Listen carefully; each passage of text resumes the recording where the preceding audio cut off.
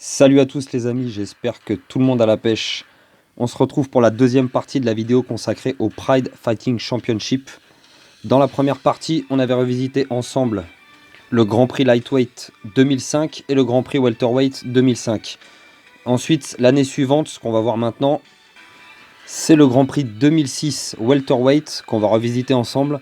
Celui-ci composait pas de 8 combattants comme celui de 2005, mais de 16 combattants cette fois-ci. Avec énormément de combattants présents dans le Grand Prix 2005, dont le champion ainsi que le finaliste et beaucoup de demi-finalistes. Et aussi beaucoup de nouveaux combattants qui étaient arrivés au Pride. Mais avant qu'on commence les amis, si jamais vous découvrez ma chaîne avec cette vidéo, n'hésitez pas à vous abonner, à lâcher le pouce bleu si jamais le contenu vous plaît.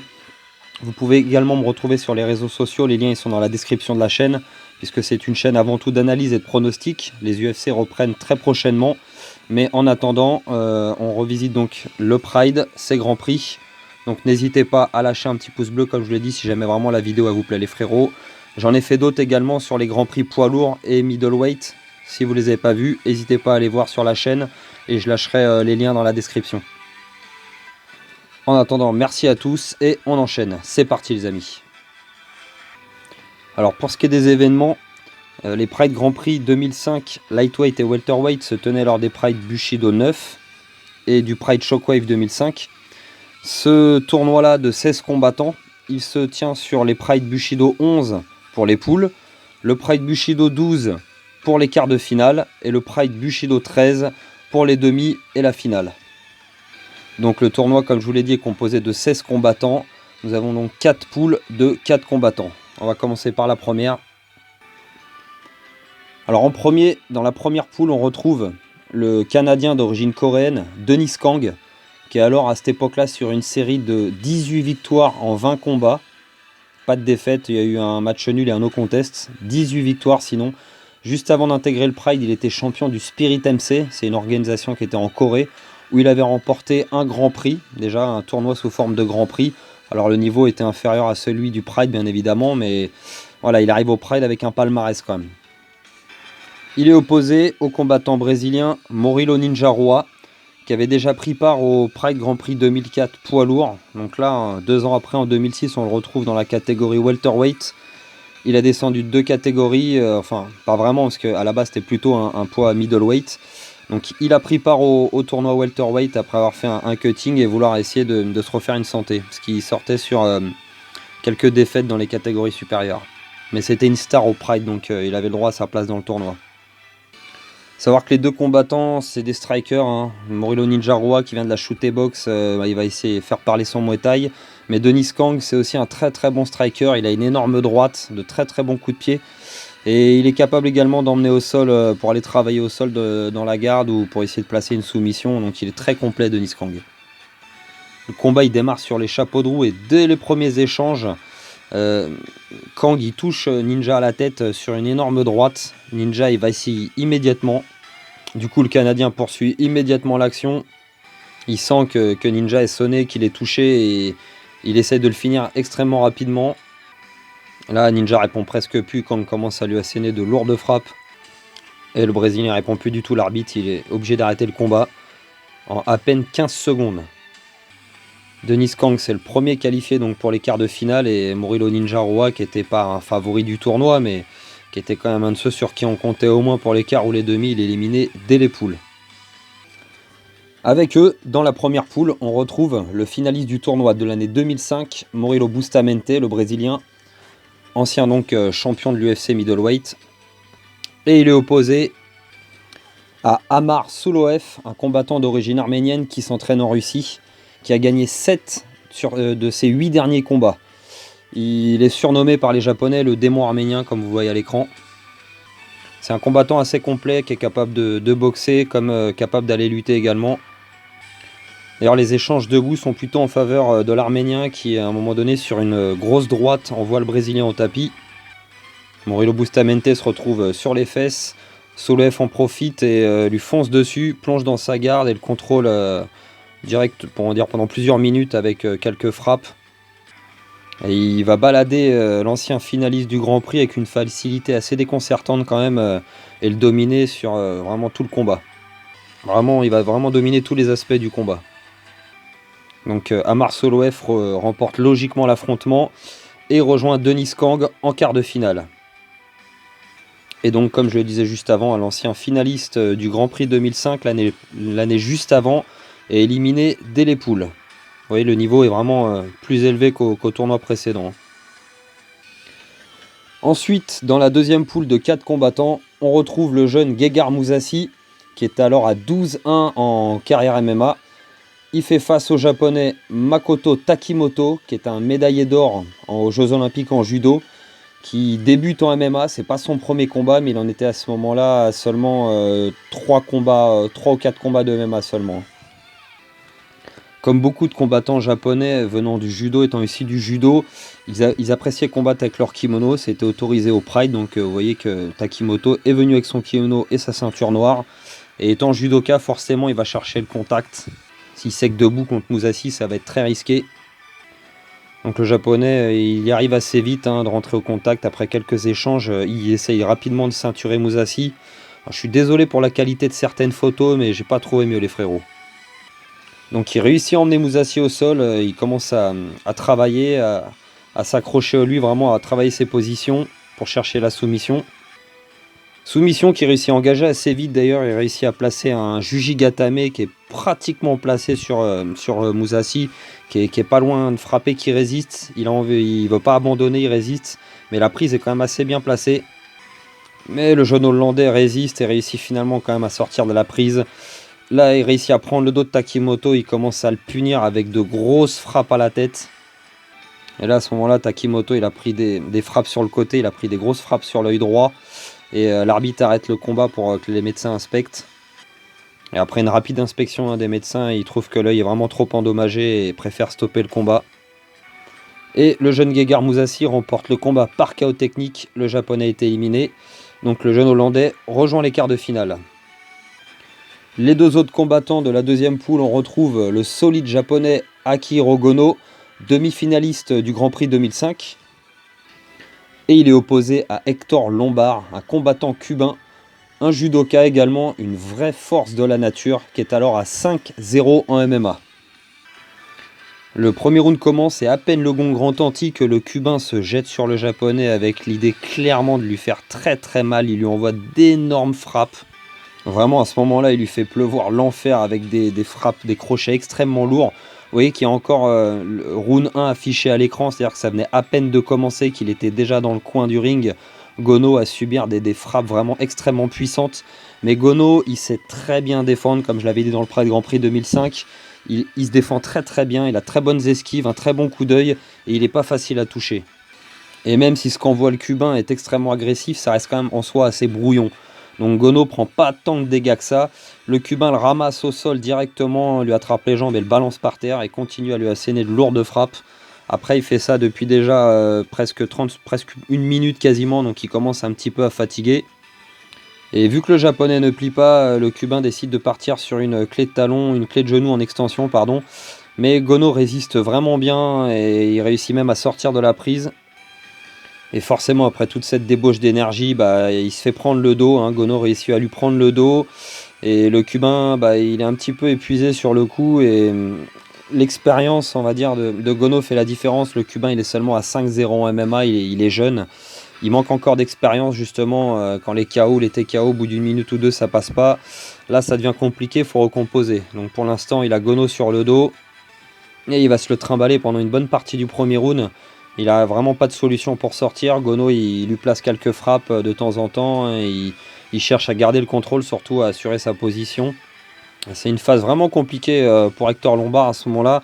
Vous voyez, il n'a pas non plus réussi à fermer en triangle avec ses jambes, mais mine de rien, il a le contrôle, en tout cas pendant plusieurs longues minutes. Et Hector Lombard, du coup, ne fait pas grand-chose. Gono marque beaucoup de points à ce moment-là. Ils finissent par être relevés et debout, ça reste quand même Gono qui est le plus à l'aise. Le cubain, il est moins bon dans les enchaînements et du coup, il essaye de lâcher à chaque fois un gros coup lourd, une grosse droite, un coup pour essayer de mettre KO un coup, mais ça, sur le japonais, ça fonctionne pas. Et le japonais reste le plus précis et au final, il s'assure le premier round. À l'entame du deuxième round, le Cubain s'est un peu reposé, vu que le premier round dure 10 minutes. Il y a 1 minute 30 de récupération. Et il a récupéré un petit peu d'énergie et il place un puissant takedown au Japonais, réussit à le balancer au sol. Mais Gono réussit finalement quand même à se relever et termine le combat debout en contrôlant vraiment le Cubain jusqu'à la dernière seconde du combat. Il remporte donc logiquement le combat par décision et il rejoint Mousasi en quart de finale. L'expérience du Japonais a quand même fait la différence. On retrouve ensuite dans le troisième carré de 4 combattants le Brésilien Paulo Filho, partenaire d'entraînement du Brésilien Murilo Bustamante à la Brazilian Top Team. Paulo Filho, à ce moment-là de sa carrière, il est à 11-0 en MMA, donc 4 victoires d'affilée au Pride avant d'intégrer le Grand Prix, dont 2 victoires sur 2 participants du même Grand Prix. Il est opposé à un Français, Cocorico Grégory Bouchlaghem, plus connu sous le nom de Greg MMA aujourd'hui, la star de YouTube de Karaté Bushido. À cette époque-là, Greg MMA, il est jeune, c'est son premier combat au Pride, et ils le mettent ni plus ni moins contre le meilleur combattant, le grand favori entre guillemets du tournoi, avec un des grands favoris, parce qu'il y a aussi Dan Anderson dans le tournoi, bien évidemment, le champion du Pride Grand Prix 2005 est forcément le plus grand favori, mais Paulo Filho, c'était un monstre et on savait que ça allait vraiment être un des grands favoris de cette compétition. Et donc, quand dans certaines vidéos, on voit Greg MMA souvent dans les vidéos YouTube qui dit qu'il a affronté la crème de la crème à l'époque, et c'est vrai, il a vraiment affronté le top du top à l'époque. En tout cas, il avait affronté Andrei Semenov qu'il avait battu, et au Pride on l'a mis contre Paulo Filho, et il va avoir fort à faire le Français. Et dès l'entame du combat, le Brésilien se rue sur Greg et au premier contact, il le renverse. C'est un vrai buffle, le Brésilien, il le fait tomber. Juste après, Paulo Filho donc se jette sur le Français et balance ses jambes pour essayer de sortir, de contourner la garde, pour essayer de passer en contrôle latéral. Et il y arrive assez facilement et il se retrouve en contrôle latéral directement sur Greg. Pendant de longues secondes, Greg il essaye d'empêcher le Brésilien de passer en montée, mais au bout d'un moment, très rapidement et d'un coup sec, le Brésilien il passe la montée. Quand on le regarde faire, ça a l'air facile. Quand on regarde Paulo Filho se battre au sol, le MMA, ça a l'air facile.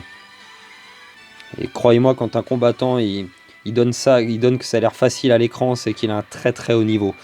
Et à ce moment-là, après la montée, il a commencé à essayer de placer quelques frappes, mais Greg MMA a réussi un superbe renversement pour pouvoir se relever. Et à peine relevé, le Français il a très peu de temps de s'exprimer. Le Brésilien le presse immédiatement sur le coin du ring. Et quelques secondes après, le Français se retrouve à nouveau au sol. Le Brésilien réussit à nouveau à placer en montée, mais cette fois, Greg n'arrive pas à le renverser parce qu'il est vraiment coincé contre le coin du ring. Et le Brésilien commence à asséner de lourdes frappes. Et à partir de là, le premier round va être très long pour le Français. Il va subir un grand endpoint de l'enfer. Le Brésilien lui envoie vraiment des bombes pour essayer de le forcer à sortir à un moment donné, à faire une erreur pour qu'il puisse essayer de placer son Jujigatame. C'est toujours la même façon que, on va dire, qu'il procède le Brésilien. Il vous emmène au sol, il place la montée, il enchaîne des frappes et ensuite il place le Jujigatame. Il l'a déjà fait plusieurs fois, mais le Français défend vraiment bien Greg. Sa garde elle est assez hermétique, il prend beaucoup de coups sur le haut du crâne, mais très peu au visage. Donc il n'a pas énormément de dégâts au final à la fin du premier round, même si le Brésilien a eu un temps de contrôle en position montée juste énorme. Et après les 10 minutes du premier round, Greg il a subi quand même vraiment l'enfer, ça a été très compliqué, mais vous voyez il n'a pas tant de dégâts que ça au visage, il est un peu rouge sur le côté, mais ses yeux, son nez, sa bouche ne sont pas ouverts, il n'a pas d'ouverture ou de blessure au visage apparente. Et on voit Cyril Diabaté, le Français, qui a également combattu au Pride, contre Mauricio Shogun, je l'avais expliqué dans une des premières vidéos sur le Pride. On voit qu'il essaie de le remotiver, qu'il le regarde droit dans les yeux pour lui parler et essayer de le reconcentrer. À ce moment-là, il y a également le Français Bertrand Amoussou, le seul Français à avoir réussi à gagner sur le ring du Pride, qui est également dans le coin de Greg MMA, donc il était vraiment entouré des meilleurs Français de l'époque. Le combat reprend avec le deuxième round et Greg MMA repart au charbon. Le Brésilien cherche vraiment très rapidement à nouveau à placer un takedown. Sauf que cette fois-ci, le Français a réussi à placer un super sprawl et à essayer de s'exprimer un petit peu debout. Il a réussi à placer quelques coups de pied, un coup de pied ciseau, quelques kicks. Et il a un petit peu de temps pour s'exprimer debout, parce que debout, il est clairement meilleur que le Brésilien, le Français, ça c'est clair. Et ça, Paulo Filho le sait que c'est risqué de jouer debout contre le Français, donc il réussit à nouveau un takedown à ramener Greg au sol. Mais Greg défend bien et pendant de longues minutes, il l'empêche de placer la montée pour ne pas subir ce qu'il a subi dans le premier round. Il résiste vraiment bien, sa garde est vraiment... Son jeu au sol, agréablement en défense, est vraiment impeccable à ce moment-là. Et même s'il n'arrive pas à se relever, il va réussir à défendre vraiment jusqu'au bout proprement, gardant le Brésilien dans sa garde et ne subissant pas tant de dégâts que ça, mais malheureusement il est contrôlé sur pratiquement tout l'ensemble également du deuxième round. Le combat s'achève là et vous voyez là, hein, énormément de respect entre les deux combattants qui se sont livrés 15 minutes, une sacrée guerre quand même. Donc le Brésilien l'emporte par décision et il est qualifié pour les quarts de finale. Greg MMA est éliminé du tournoi. Ce sera malheureusement son seul combat au Pride. Et juste après l'annonce de sa victoire, Paulo Filho retourne même voir Grégory Bouchlaghem pour le féliciter, vous voyez, parce que ça a été quand même extrêmement compliqué comme combat et même s'il a dominé l'ensemble du combat, le Brésilien n'a pas réussi tant que ça à s'exprimer, mine de rien, je veux dire, à marquer le visage, à faire du dégât ou à vraiment tenter une réelle soumission. Le Français a vraiment été extrêmement solide en défense. On retrouve ensuite, toujours dans la troisième poule, les deux autres combattants. Le Japonais Ryo Shonan, qui avait été éliminé, lui, dès le premier tour du Grand Prix 2005 par le champion Dan Anderson, mais qui entre-temps est devenu champion de l'organisation du DIP, une petite organisation de MMA au Japon moins importante que le Pride. Donc il a sa chance dans ce tournoi Grand Prix. Il est opposé à l'Américain Joey Villasenor, qui est alors champion d'une organisation, le King of the Cage, champion middleweight de l'organisation. Il est à 15 victoires d'affilée à ce moment-là de sa carrière, l'Américain. Il avait même déjà défendu 6 fois sa ceinture du King of the Cage. Donc combattant très solide. Les deux combattants étant principalement des strikers, la plupart du combat se déroule debout, hein, vraiment. Et le japonais, il contrôle la plupart des débats, il touche mieux, il est plus rapide que l'américain. Il a vraiment un jeu plus complet quand même debout. Et Villasenor attaque, hein, il se défend, mais le japonais quand même, on va dire qu'il remporte le premier round. Le deuxième round, après, il accentue quand même sa victoire parce que le cardio de l'américain commence un petit peu à lui faire défaut. Donc Ryo Shonan contrôle vraiment le combat jusqu'à la fin et il remporte ce combat par décision. Il rejoint le Brésilien Paulo Filho en quart de finale. Et enfin, dans la quatrième et dernière poule, on retrouve le Japonais Kazuo Misaki, un combattant assez complet qui fait face à l'Américain Phil Baroni, le participant du Grand Prix 2005 qui avait été éliminé par Minowa, par Ikuiza Minowa. Et le combat se passe principalement debout, hein. L'américain, même s'il vient de la team Hammer House, c'est un gros puncher. Il est habitué à mettre des KO. Mais le japonais, il est plus précis, il a de très bonnes esquives, très bon coup d'œil et il contrôle l'américain sur tout le premier round, esquivant les frappes lourdes pour repiquer par derrière. Et le combat, il n'est pas folichon, mais bon, le japonais fait le boulot et il remporte le combat par décision. Il est qualifié pour les quarts de finale. Quant à Phil Baroni, il est éliminé du Grand Prix 2006. Et on le reverra, ce sera son dernier combat au Pride, il me semble. Et ensuite, en tout dernier, dans le quatrième carré, normalement, on devait retrouver le champion en titre du Grand Prix 2005 et champion du Pride welterweight, l'américain Dan Anderson. Alors, je ne sais pas exactement ce qui s'était passé à l'époque, s'il y avait eu une blessure ou un problème, parce qu'il n'avait pas vraiment d'adversaire au final. Donc, il était immédiatement qualifié pour les quarts de finale face au japonais Kazuo Misaki. On retrouve donc ensuite pour le premier quart qui se déroule donc lors du Pride Bushido 12, le combattant d'origine arménienne qui s'entraîne donc en Russie, Amar Suloev, et il est face à Denis Kang. On a donc face à face deux combattants assez complets pour ce premier quart. Un léger avantage quand même à Denis Kang pour le striking. Et sur les premiers échanges du combat, Denis Kang, sur les 2-3 premières minutes, il est quand même plus à l'aise. Vous voyez, il lâche des coups de pied sautés, il se fait plaisir. Il n'a pas vraiment peur de Suloev. Denis Kang, c'est un combattant qui avait une énorme confiance en lui, le coréen. Et à un moment donné, sur un low kick de Suloev, il lui attrape la jambe, il lui envoie une énorme droite, il l'envoie au sol. À partir de là, les deux combattants se retrouvent au sol et Denis Kang commence à essayer de passer la garde de l'Arménien. Et en moins de 30 secondes, il parvient donc à passer sur le côté. Et à peine 30 secondes plus tard, à nouveau, il a attrapé le dos de son adversaire et il commence à lui envoyer des frappes. À ce moment-là, l'Arménien est en PLS, en perdition. Et Denis Kang commence à lui placer un étranglement arrière avec un seul bras, parce que vous voyez que la main gauche de Denis Kang est prise sous le bras gauche de Suloev. donc il peut pas vraiment verrouiller sa prise. Mais c'est pas très grave pour Denis Kang, il est extrêmement athlétique, il a vraiment un physique de monstre et un seul bras lui suffit, l'étreinte est vraiment trop forte, le nez de sous l'œuf commence à saigner et il commence à s'évanouir. Et l'arbitre stoppe le combat, Solo F est éliminé, Denis Kang est le premier qualifié pour les demi-finales. Extrêmement impressionnant, vraiment les deux premiers combats du Coréen, vraiment il se place également en gros favori du tournoi. Ensuite, la deuxième demi-finale est super intéressante aussi. Elle oppose le jeune Gegard Mousasi à Akihiro Gono. Et à l'entame du combat, Mousasi commence à mettre la pression aux Japonais. Et un peu comme avec le Cubain dans son combat précédent, Gono est acculé un peu contre le coin du ring. Mais le Japonais, il parvient à emmener Mousasi au sol. Et une fois au sol, Gono, il est bien meilleur que Mousasi en grappling.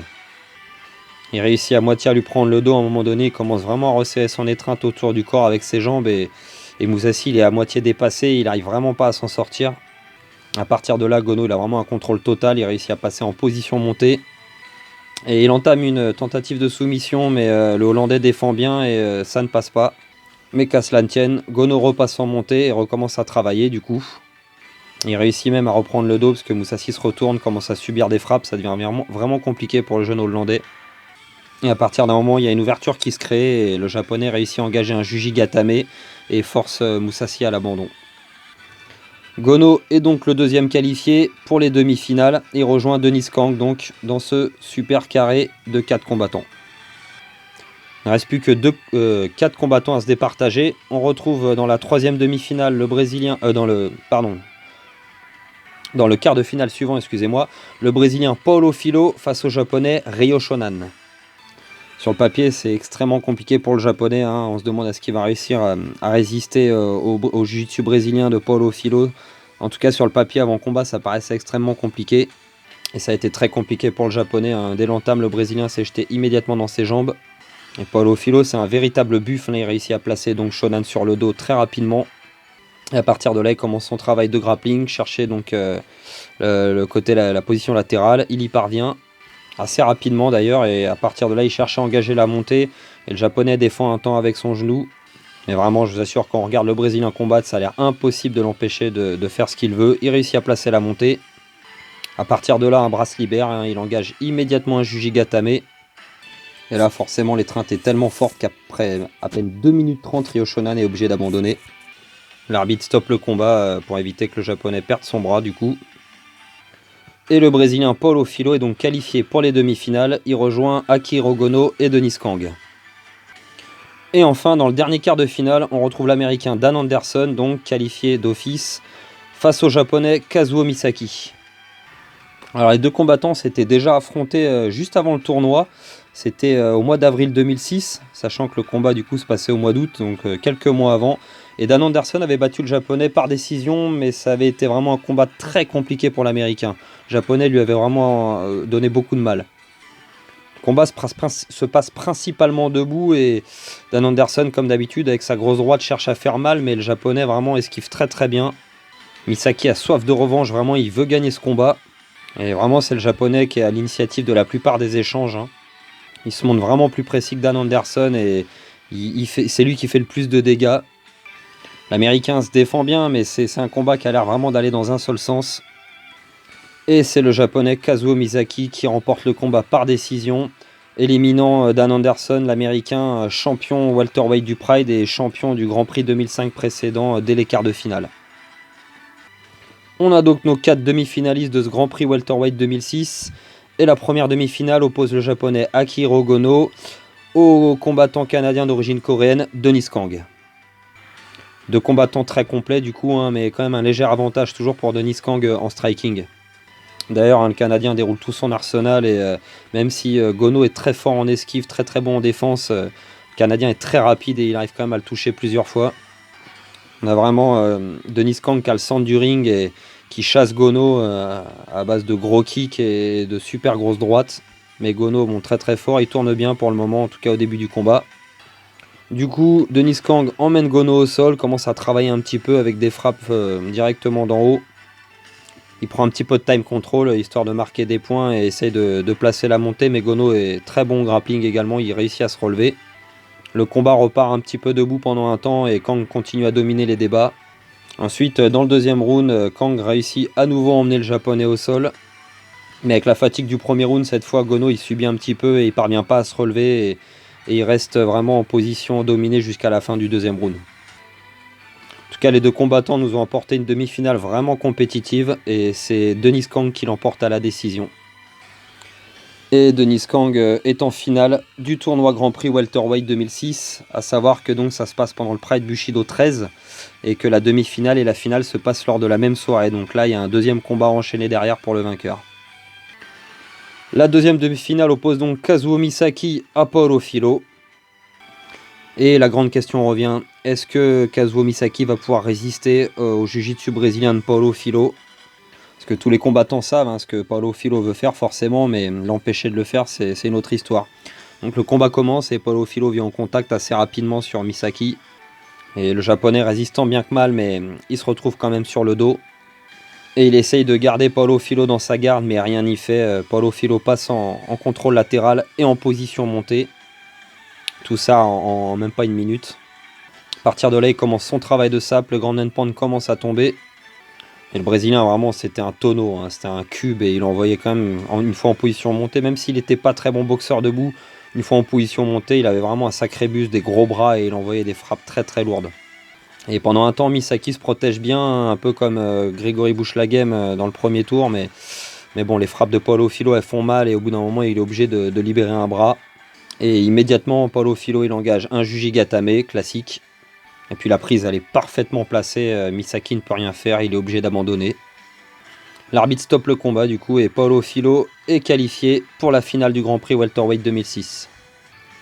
Après le combat, Misaki est venu voir Paulo Filho, on voit qu'ils ont parlé pendant 2-3 longues minutes comme ça, vraiment c'était assez touchant parce que Misaki était quand même très touché émotionnellement pour ce combat. Il avait vraiment cœur d'aller chercher cette ceinture, le japonais, d'aller en finale, mais le brésilien était vraiment trop fort. Et je vous disais, la résistance de Greg MMA en début de vidéo, il faut se rendre compte que les autres adversaires n'ont pas tenu un round face au brésilien.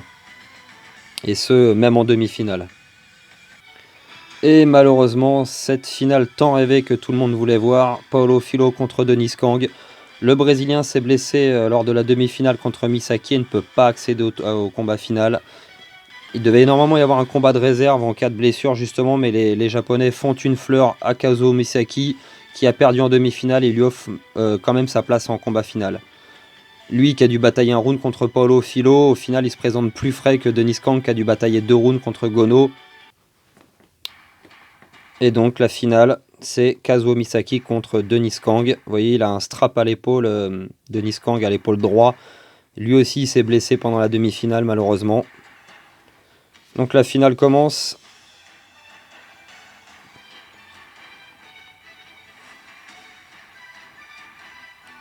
Alors, les deux, forcément, ils vont commencer à striker debout. Ils vont pas vraiment chercher le sol tout de suite, sauf que Denis Kang, il est blessé. Il est blessé à l'épaule et ça pourrait changer la physionomie de son approche du combat. Misaki le sait qu'il a une carte à jouer. Et pourtant, sur le papier, les deux frais, j'aurais plutôt misé sur Denis Kang, mais arriver en finale blessé, c'est jamais facile. Ouais, il a quand même tout le bras droit, tout l'épaule droit qui est pris dans un espèce de strap qu'ils lui ont mis. Donc le combat commence debout assez timidement au début. Misaki, c'est lui qui cherche les premiers échanges. Du coup, il s'engage un peu trop, il se fait emmener au sol par Denis Kang. Et là, le Coréen commence à travailler. Mais Misaki parvient à se relever. Et à partir de là, vous voyez, il a touché Denis Kang au menton, il commence à lui faire mal. Il sent que le Coréen est fatigué, qu'il accuse le coup. Et là, il est obligé de se jeter dans les jambes. Malheureusement, ça passe pas. Et vu qu'on est au Pride, les coups de genou à la tête au sol sont permis. Et là, vous voyez, quand vous ratez un takedown, ça fait très mal. Le Japonais en profite. Et là, Denis Kang prend beaucoup de dégâts. Ça devient vraiment compliqué pour lui. Là, le Japonais commence à marquer des points. Il fait pleuvoir des coups de genoux très puissants sur la tête. Le combat se relève un temps. Et c'est vraiment compliqué pour Denis Kang à partir de là. Même, vous voyez, l'entame du deuxième round, il est beaucoup moins frais.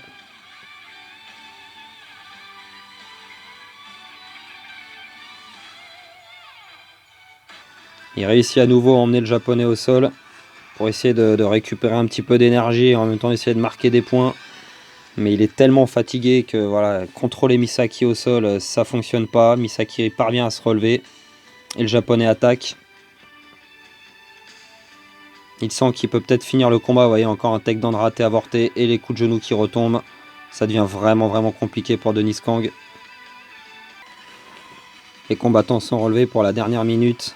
Mais c'est le japonais qui est vraiment beaucoup plus frais. C'est lui qui fait le plus mal, c'est lui qui avance. Et c'est lui qui marque des points dans le dernier round. Jusqu'à ce que l'arbitre stoppe le combat.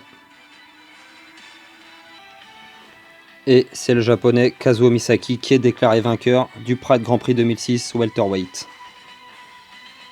Il a vraiment eu beaucoup de chance, lui qui a perdu en demi-finale. Il a été repêché et remporte la victoire.